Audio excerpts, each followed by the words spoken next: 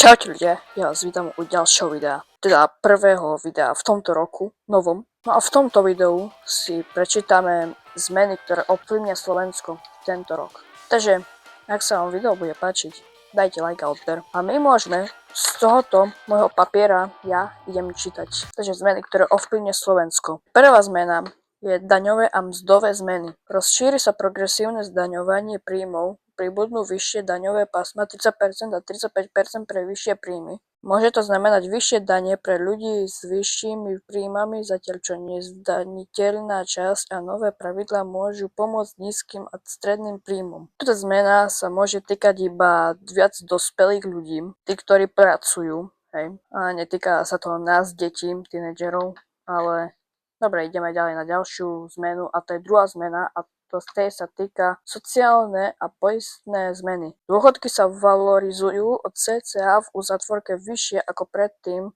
automaticky. Výška 13. dôchodku zostáva rovnaká ako v roku 2025 aj v nasledujúcich rokoch 2026 až 2028. Zvýši sa maximálny mesačný vymeriavací základ pre sociálne poistenie do 16 764 eur. Tretia zmena, zmeny pre podnikateľov, alebo v zátvorke tu je SZČO. Vyššie minimálne odvody a sociálne poistenie pre živnostníkov. Krátke odvodové prázdniny pre nových podnikateľov v uzatvorke začínajú platiť odvody skôr. Štvrtá zmena.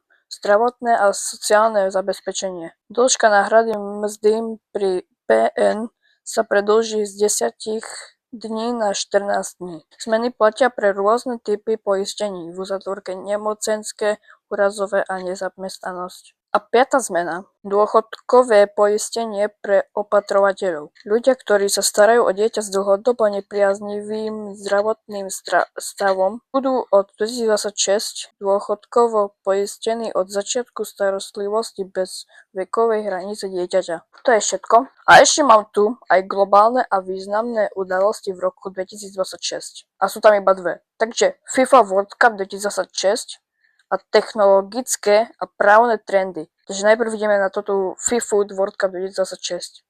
Čiže kde sa to uskutoční, alebo že kde sa to bude hrať, odkedy, dokedy. Takže ideme čítať. FIFA World Cup 2026. Futbalové majstrovstvá sveta sa uskutočnia v USA, Kanade a Mexiku od 11. júna do 19.